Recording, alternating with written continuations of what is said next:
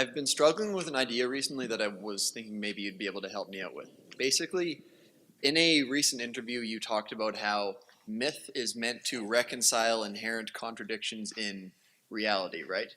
But I'm sort of stuck between two mythological or psychoanalytic ideas that I think are both really important, but they seem to have a inherent contradiction within them that I've been trying to figure out. So on one hand, you have this idea that there's times in your life where you have to identify things in yourself that are insufficient, or there's a problem somehow that you have to kind of have a controlled burn or like a phoenix-like transformation where you discard part of yourself that doesn't fit or is not working.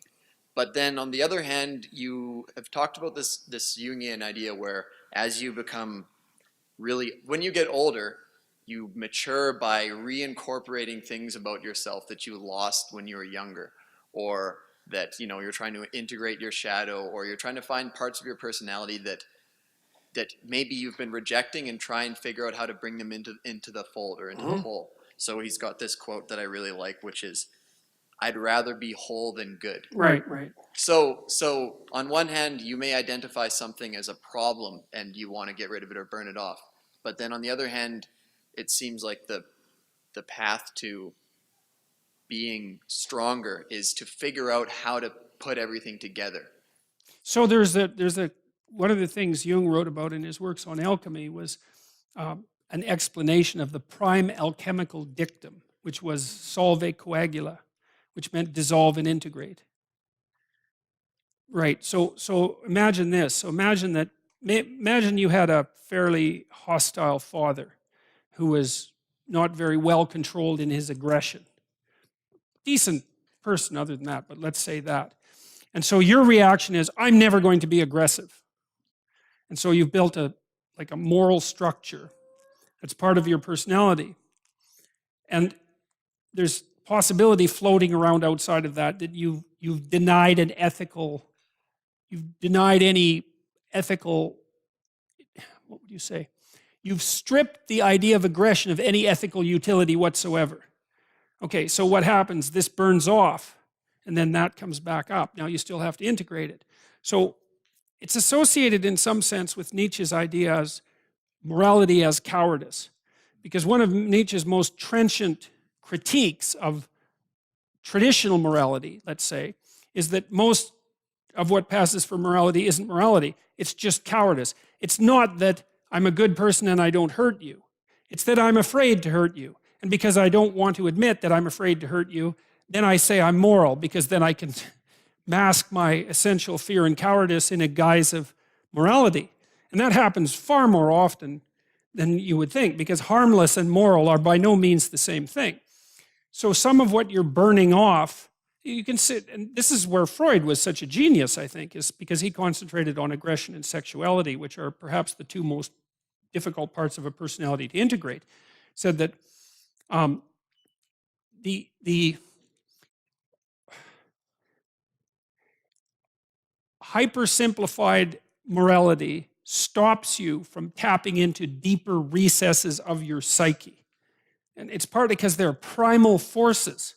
It's not surprising that you don't want to have anything to do with them, that you stay away from situations where they might make themselves manifest. But the problem is, by denying the worst in yourself in that manner, or suppressing it, you preclude the possibility of the best. Because no one can be a good person without integrating their capacity for aggression. Because without that capacity for aggression, you cannot say no. Because no means, if you really say it, no means there isn't anything that you can do to me that will make me change my mind. Or conversely, it means I will play for higher stakes than you will. And unless you've got your aggression integrated, there isn't a chance you can say that. And if you did, no one would take you seriously, because they'd know it was just a show.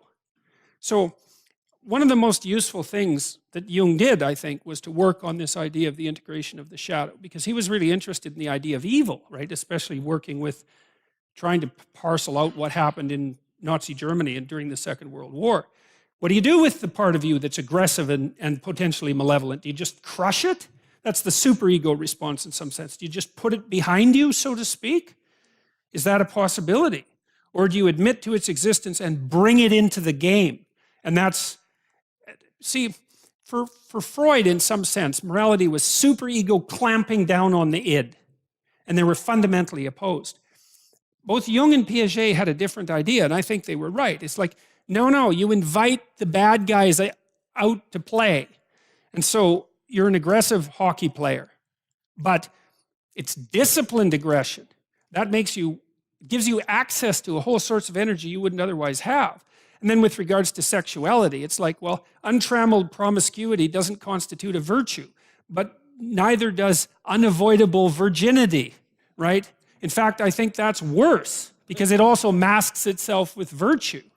It's like, well, you should be able to do things that you wouldn't do. That's like the definition of a genuinely moral person. They could do it, but they don't. And that's not cowardice. And so you burn off the things that get in the way of that integration.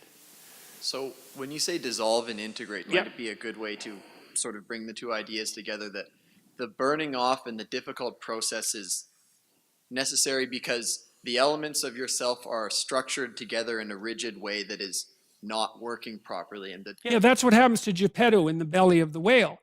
He's so caught in his presuppositions that he can't escape, right? And so Pinocchio represents the new force. So it's very interesting. So when you watch Pinocchio try to rescue him, the first thing Geppetto does is confuse Pinocchio with a fish because he wants something to eat. But Pinocchio is better than something to eat because he can rescue him so he doesn't need to eat.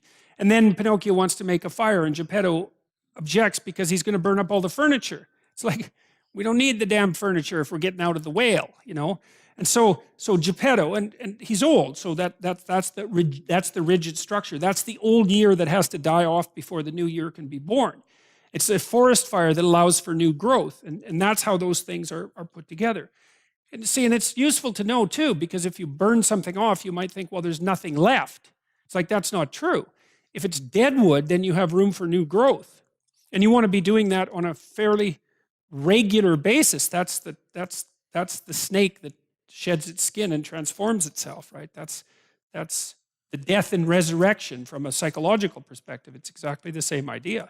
Now, we don't know the upper limit to that, right? Because we don't know what a person would be like if they let everything that they could let go, and only let in what was seemly, let's say.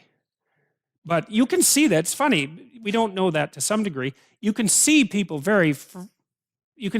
start to do that without. That's not a rare experience. And people improve very rapidly. They can improve their lives very rapidly. A lot of it's low-hanging fruit. Like, if you just stop doing really stupid things that you know are stupid, your life improves a lot. So, and it frees you up. It also means there's an element there that's also associated with pride. Because people tend to take pride in who they are. And that's a bad idea because that stops you from becoming who you could be. Because if you're proud of who you are, you won't let that go when it's necessary. You won't step away from it. You know, and then you end up being your own parody, something like that. That's also a very bad idea. You want to be continually stepping away from your previous self. And so, and I guess part of that too is that you have to decide, you know, are you order? Are you chaos? Or are you the process that mediates between them? And if you're the process that mediates between them, you are the thing that transforms. And that's the right attitude for a human being because that's what we are. We're the thing that voluntarily confronts chaos and transforms. That's what we are. And so for better or worse, you know, that's our deepest biological essence, you might say. And so you can let things go if you know that there's more growth to come. So